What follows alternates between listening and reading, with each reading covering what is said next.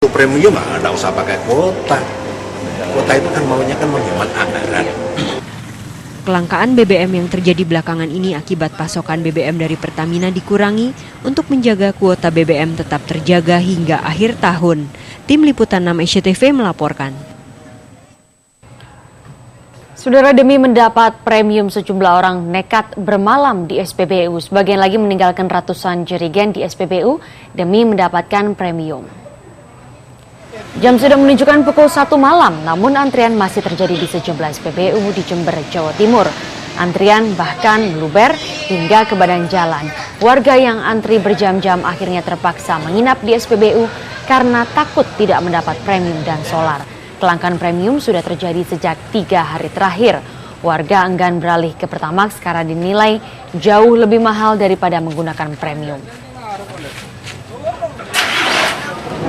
Di Brebes, Jawa Tengah, saudara, warga juga rela antri membeli premium mulai dari subuh. Akibatnya arus lalu lintas di Pantura tersendat. Sejumlah SPBU sebenarnya sudah kembali menerima pasokan BBM secara normal. Namun warga yang panik dan takut tak kebagian premium tetap nekat antri hingga berjam-jam. Sejumlah warga mengaku tidak masalah pemerintah menaikkan harga BBM selama stok BBM tetap tersedia.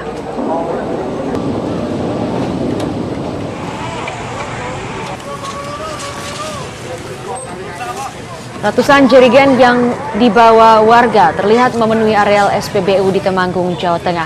Meski sudah ada larangan pembelian menggunakan jerigen, namun puluhan pedagang ini tetap nekat membeli. Alasannya sebelum BBM langka, para pedagang ini selalu membeli dengan jerigen. Semalam Pertamina telah menormalkan pasokan BBM ke SPBU, namun warga yang takut tetap saja panik membeli dan antri di SPBU.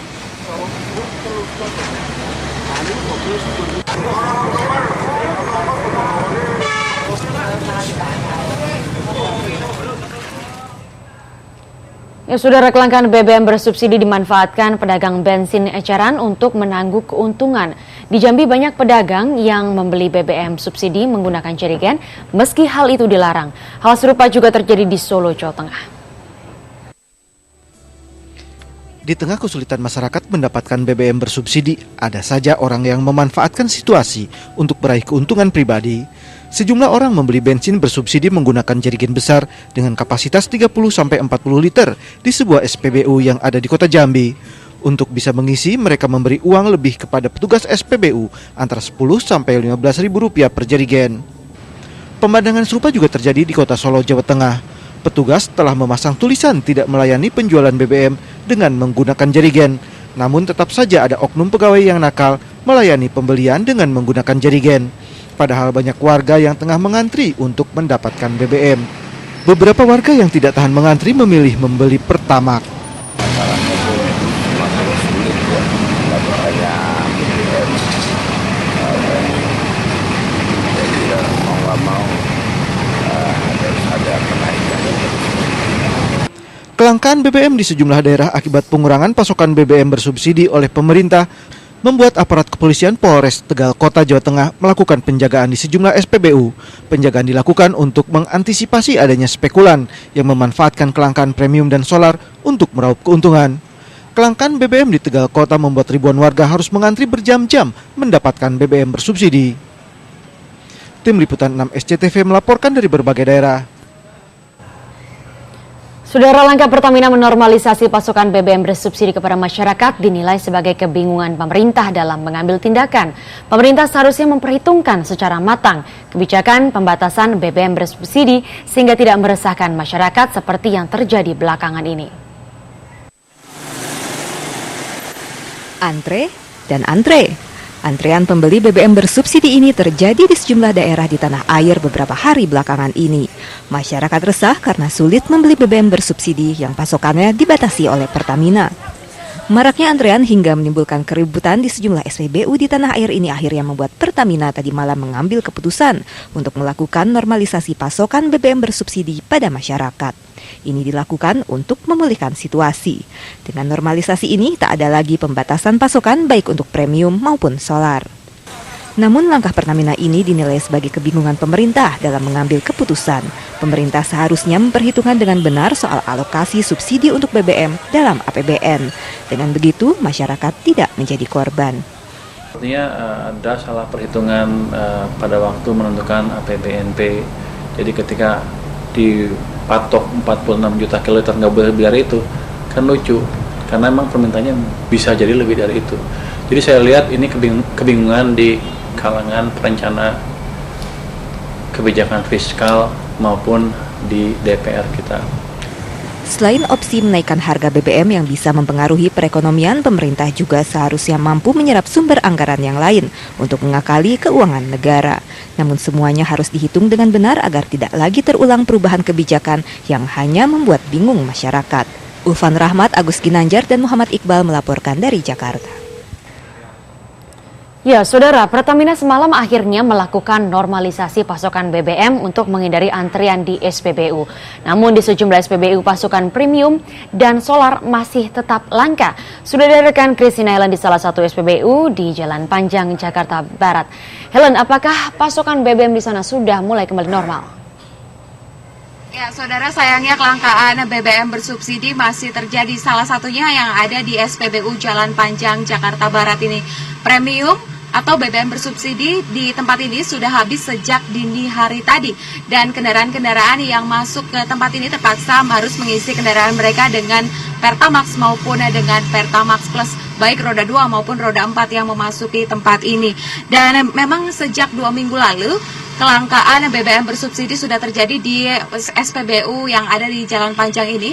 Biasanya Pertamina memasok sebesar 36 kiloliter, namun sejak 2 minggu lalu pembatasan premium bersubsidi dibatasi dipasok hanya sebesar 16 kiloliter saja per hari. Dan meskipun malam tadi Pertamina sudah menyatakan akan menormalisasi stok BBM ke SPBU, namun di salah satu SPBU yang ada di kawasan Jalan Panjang ini Pertamina belum menormalisasi atau belum ada pasokan yang normal seperti sedia kala, sehingga premium masih habis atau masih langka di kawasan ini. Dan Saudara, memang terkait dengan kemungkinan terlampauinya kuota BBM subsidi jika Pertamina kembali menormalisasi stok BBM, pemerintah mengatakan akan memberikan solusi yang nantinya tidak akan merugikan pihak Pertamina. Dan Saudara, memang kelangkaan BBM bersubsidi ini terjadi karena pemerintah melakukan kebijakan pembatasan premium bersubsidi agar kuota BBM bersubsidi tahun 2014 yang dipatok sebesar 46 juta kiloliter ini tidak habis sampai dengan akhir tahun nanti. Dan sementara demikian yang dapat kami laporkan dari kawasan Jakarta Barat. Kembali ke studio. Terima kasih Christina Helen melaporkan. Dan Saudara, untuk menyimak lebih lengkap seputar BBM bersubsidi ini sudah ada rekan Muhammad Akhir yang akan menyampaikan grafisnya untuk Anda. Silakan Akhir. Baik, Nesita, kita akan mencoba memetakan apa yang terjadi belakang hari ini. Kita mewawarkan berita-beritanya sebagai sebuah puzzle gitu ya. Tapi kita akan coba kelompokkan permasalahan. Kita akan lihat dalam langsung saja layar besar berikut ini. Kita akan bahas mengenai pembatasan BBM subsidi. Yang pertama kami hadirkan kita mengutip pernyataan pers yang dihadirkan oleh Menteri SDM Jero Wacik yang menyatakan bahwa seperti yang dikatakan dalam laporan langsung Christina Helen beberapa saat lalu, bahwa perkiraan awal mengenai kuota BBM subsidi 2014 sampai dengan Desember itu adalah 46 juta kiloliter. Ini awalnya, tetapi pada saat berjalan kemudian diprediksi bertambah sehingga diharapkan perkiraan terkininya membengkak menjadi 48 juta kiloliter. Artinya ada kekurangan 2 juta kiloliter. Itu menurut Menteri SDM dalam pernyataan pers yang dicantumkan dalam website SDM semalam. Lalu kita akan melihat grafis yang kedua, bagaimana kita lihat dengan kekurangan 2 juta kiloliter ini kita kaitkan dengan apa yang disampaikan oleh Pertamina sebagai operator pengatur BBM di negeri ini, menyatakan bahwa sampai dengan 18 Agustus ternyata sisa kuota BBM terbagi dua antara premium dan solar hanyalah totalnya 15,5 juta liter, terbagi dari 10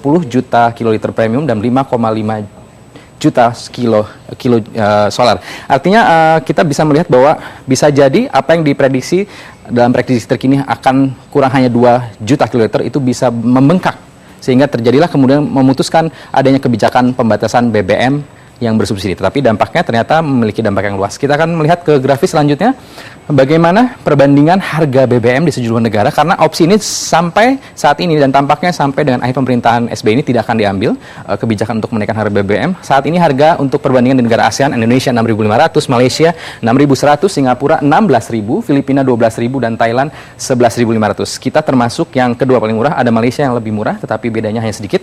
Kita lihat di negara lain, perbandingan dengan negara maju, Amerika, Inggris, Perancis, dan Turki.